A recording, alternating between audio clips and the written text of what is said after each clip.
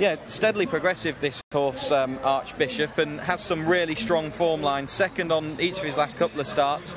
Just worry about the way that he drifted left at Newmarket and threw that race away, but some of his form is strong and he's quite a big price. If we move over to the right-hand side, we can pick up the top weight. He's top weight because he's carrying a Group 3 penalty for his win in the Craven Stakes earlier on this year. He was reported to have been coughing after disappointing in the Irish 2000 Guineas, his Trumpet Major. And his form prior to that was really strong. He looked impressive in the Craven. Admittedly, he says strong form. That race didn't really work out, but then he ran a perfectly respectable fourth in the 2000 Guineas at Newmarket. Beaten favourite in the Irish 2000, but had an excuse. Dropping grade will help him. He's got that penalty to carry, but I definitely think that he has got real solid claims based on the way that he picked up in that Craven. I think that his style of racing might really seem to take well to this track. OK, back over to the right-hand side and pick up Ptolemaic. Maybe we do him quite briefly. He's visored. He seems really to have been exposed at this kind of level.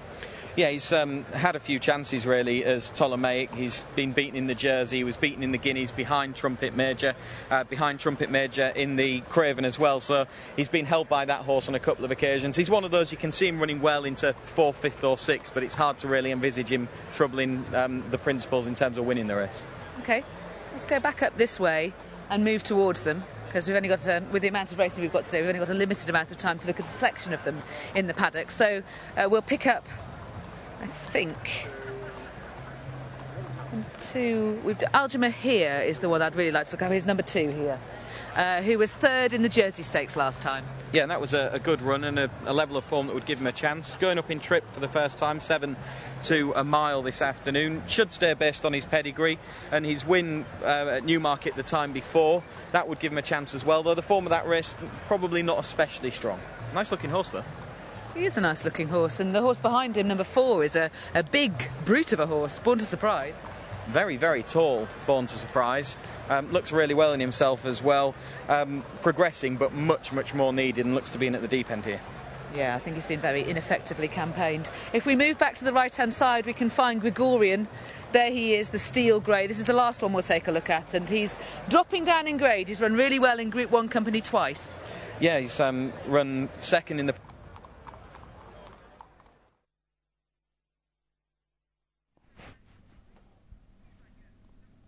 Apologies for that. We're back at Goodwood. We thought you'd like to just have a look at Thirsk, see how it's looking.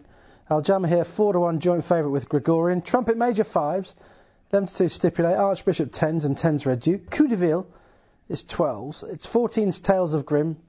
Saigon is 25s. 33s Born to Surprise. Ptolemaic is at 33s. 66-1 Ewell Place. Silver Heels. 100-1 Miblish. Now, we didn't do all of them in the paddock, so we'll try and pick up those that we didn't out on the course. And one of those is Gregorian, who's just getting a lead from Ptolemaic to the start. He's steadily improving. He's 3rd in the St James's Palace Stakes, 2nd in the John Pratt behind Aesop's Fables. That's dropping grade for him here. Those are 2 good runs in Group 1 races. Yeah, and he goes quite comfortably through his races. He travels well, so I think that he's definitely got the class to be competitive in Group 1 company. He's proven that, and he's got a couple of drops in grade here, down to a Group 3. So he's definitely the horse to beat, I think, here. He sets the standard on form. That drop in grade will help him. The fact that he travels so well through his races, I think, will help him around this track as well.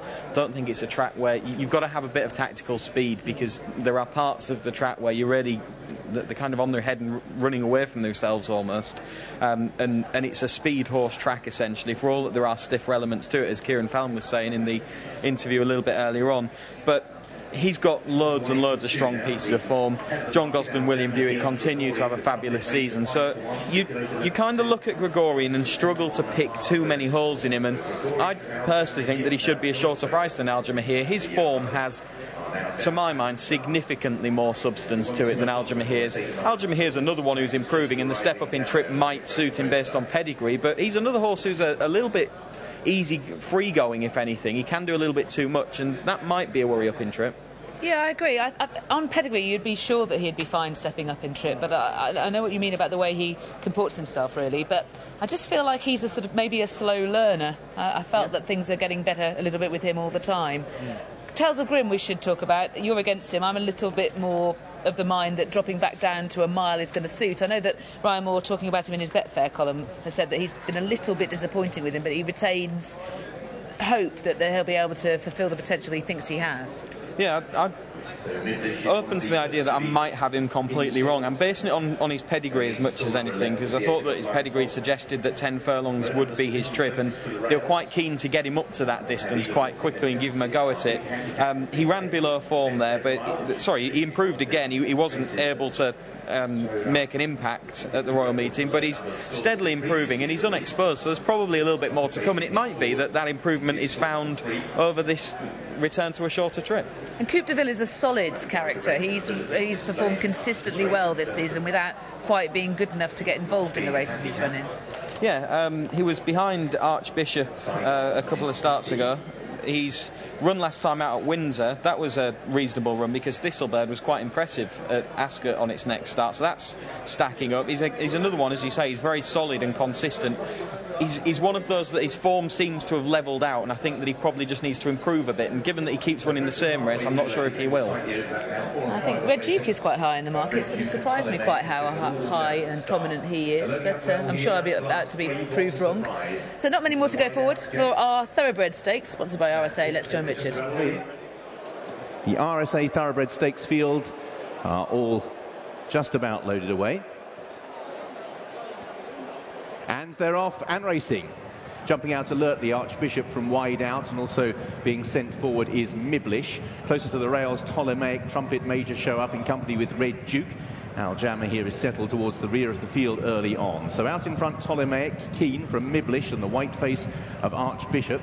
They're being tracked by Gregorian. Born to Surprise is caught wide without cover, pursuing the pace at this stage with Coupe de Ville. Then Ewell Place, Red Duke, Trumpet Major well back. Al Jammer here, another who's towards the rear early on. On the inside of Stipulate, then Saigon on the back to a Silver Heels, and also towards the rear tails of Grim. Born to Surprise has swept round the field to pursue Ptolemaic. The pace has been pretty solid throughout. Miblish and Red Duke, with Archbishop now back in 5th place. Trumpet Major's making ground on the rails, with Al Jammer here also taking the brave route. Gregorian, by contrast, has more options out towards the centre of Ewell Place in 7th, 8th and 9th, that little cluster. Stipulate also closer to the rails, the pink cap, so several of the big guns here are going to need breaks up the inside rail. It's Ptolemaic who leads, Born to Surprise pushed along into 3rd place, a fight for Trumpet Major and Al Jammer here for that rail route. Red Duke blocks the path. Stipulate, several horses looking for gaps here at crucial stages. Miblish, Archbishop, Al Jammer here meets lots of trouble on the inside with Trumpet Major coming through there strongly now. Trumpet Major is poised to pounce the white face of Archbishop. Then Miblish Stipulates out in the clear. Al Jammer here is now trying to run on once more. Trumpet Major, Archbishop, Stipulate, Al Jammer here out in the clear, thundering home. Trumpet Major and Archbishop, Trumpet Major, Archbishop are nostrils apart. Al Jammer here a luckless third ahead of Stipulate in 4th. Miblish, Saigon and Tales of Grim will go to the judge.